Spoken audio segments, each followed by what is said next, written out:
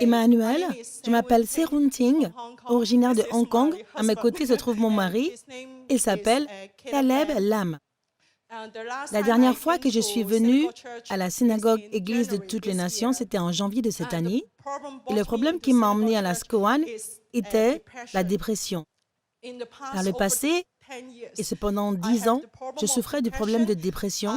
Je me sentais malheureuse à cause des remarques et réactions des gens à mon égard. Parfois, à mon réveil, il m'arrivait d'avoir le cerveau submergé de pensées négatives.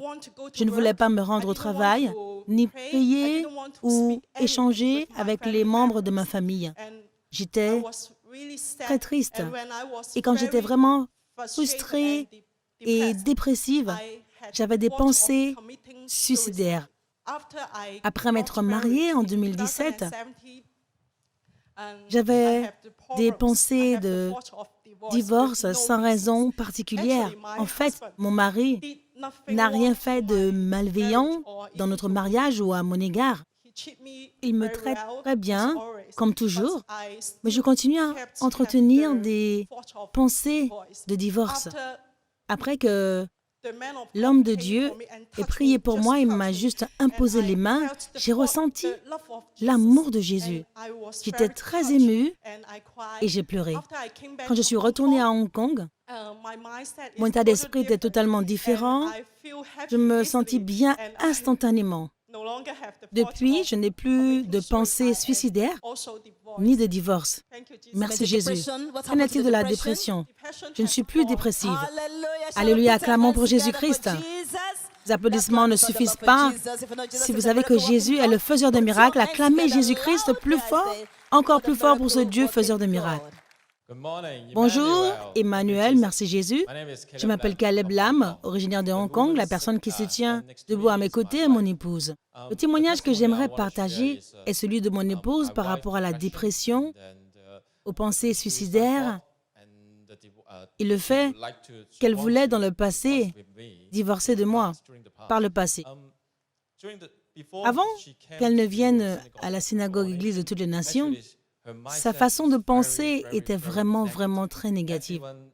Peu importe ce que les personnes autour d'elle et autour de moi pouvaient lui dire, elle pensait systématiquement que ces personnes ne l'aimaient pas, ne l'apprécient pas, et elle entretenait des pensées négatives suite à cela. Elle devenait très triste.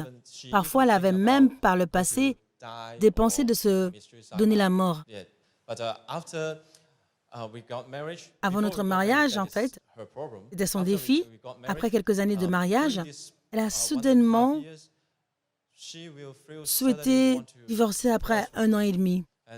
À maintes reprises, elle m'a dit qu'elle souhaitait divorcer de moi. Je lui demandais, mais pourquoi? Je n'ai rien fait de mal. Et bien fait dans le mariage, je t'aime tellement.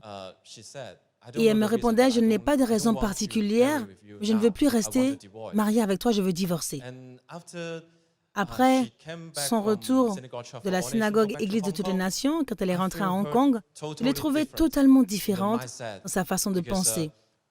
Quand les personnes qui l'entourent parlent négativement à son sujet ou de manière générale sur la société, elle ne pense plus négativement. Elle est devenue quelqu'un qui pense positivement. En outre, elle ne parle plus de divorce. Acclamons pour Jésus-Christ. Acclamons pour Jésus-Christ. Aujourd'hui, le mot de conseil que j'ai pour les téléspectateurs du monde entier est, la Bible dit, 2 personnes deviennent une seule chair et ne peuvent divorcer. Ils ne peuvent divorcer. Le divorce n'est pas l'issue. Nous devons agir à la lumière de la parole de Dieu. Dieu se chargera de nos problèmes, il s'en occupera. Avec Dieu, tout est possible. Je veux juste parler aux téléspectateurs du monde entier, ouvrez votre cœur à Jésus. Avec Jésus, tout est possible. Il peut résoudre n'importe quel problème.